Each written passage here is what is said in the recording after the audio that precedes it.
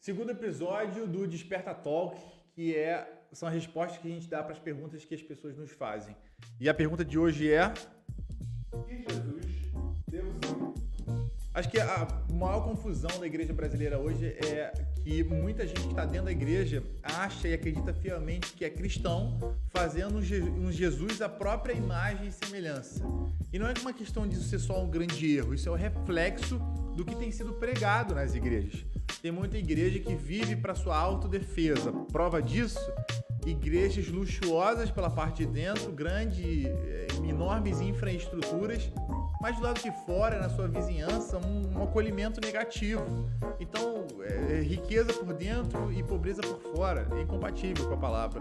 Mas eu trouxe aqui um texto que vai te ajudar a resetar esse Jesus que você fez a sua própria imagem e semelhança. Porque o Jesus real, ele começa e expõe a sua eternidade no conteúdo bíblico. É a Bíblia que vai dizer quem é Jesus, de como ele se ele é alto, se ele é baixo, se ele é bonito, se ele é feio, como ele diz, como ele fala, para quem ele fala. Eu vejo muita gente usando narrativas políticas para defender um Jesus negro, um Jesus loiro de cabelos lisos e olhos claros.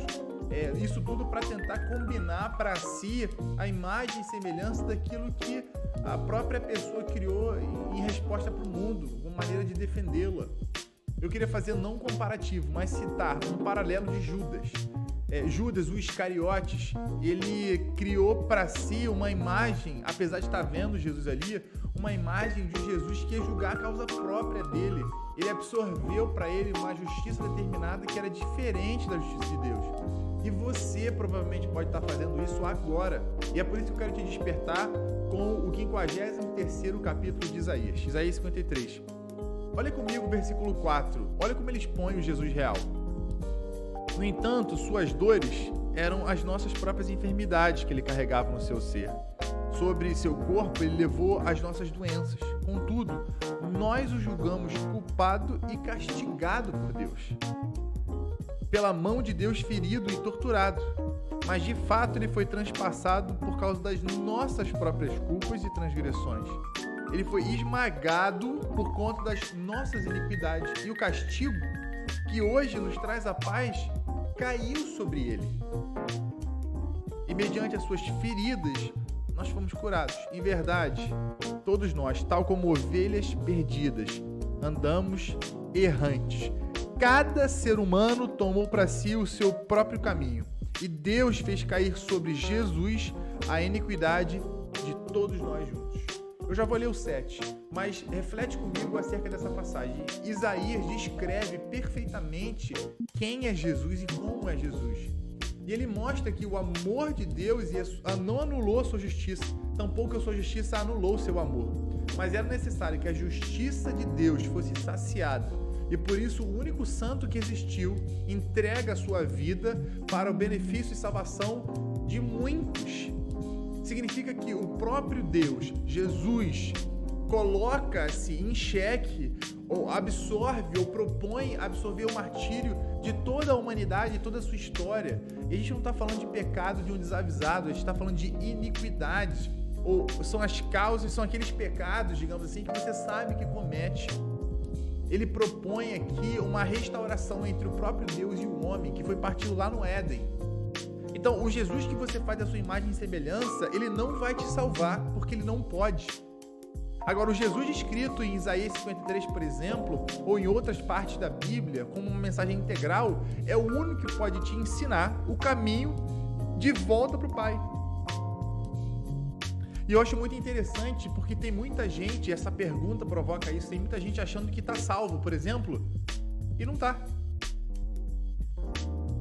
E eu acho que minha maior preocupação em responder essa pergunta é: qual é o teu relacionamento com Jesus? A Bíblia não fala que o verbo se fez carne? E o verbo não são só os 10 mandamentos. É o conteúdo integral da Bíblia. O quanto você domina esse conteúdo. Ou quão distante você está desse conteúdo. Eu faço uma provocação para você.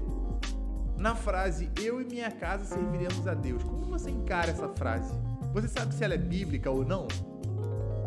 Como é que você se relaciona com esse contexto? Você sabe qual é o contexto? Porque na minha casa, quando eu era criança, eu estava colado na parede. Eu e minha casa serviremos a Deus ou ao Senhor. Isso significava que era um estatuto de, se eu tenho aquele adesivo pregado, significa que aquela casa está protegida. Isso não é um fato. Porque esse é um contexto de Josué, onde o povo tinha acabado de sair do deserto. Moisés já estava morto. E Josué olha o povo fazendo exatamente aquilo que Deus pediu para não fazer. Na verdade, não era só uma questão de desobediência, era uma repleta desobediência, era exatamente o fato contrário. Então ele faz essa declaração para o povo rebelde e desobediente. Olha, vocês aí estão fazendo exatamente aquilo que Deus proibiu que fizessem. Exatamente o contrário daquilo que Moisés ensinou. Contrapõe os 10 mandamentos, mas eu digo o seguinte, na minha casa não. Eu e minha casa nós serviremos a Deus. E era um brado contra o mundo, uma nova filosofia do que as pessoas fizeram para si. Ou seja, o mundo do lado de fora tomava um comportamento diferente daquilo que Deus instituiu como correto. Além dos 10 mandamentos, eles se comportavam aquém dos 10 mandamentos. E de repente você seja essa pessoa hoje, que criou para si um Jesus de acordo com a sua imagem e semelhança. O Jesus que defende os teus interesses. De repente você é um viciado na pornografia e encontra justificativa para isso. Ou você agride sua mulher. Ou você é uma manipuladora e encontra artifício para isso. Na Bíblia, usando um trecho sem contexto. Então eu queria te trazer essa reflexão e eu espero despertar você com Isaías 53. Para que não termine seu relacionamento aqui, mas ele te instigue e te revele a Bíblia inteira, a mensagem integral do Evangelho. É aqui que você vai encontrar o Jesus e não aquele que você formou ou aquele que você herdou. Deus te abençoe.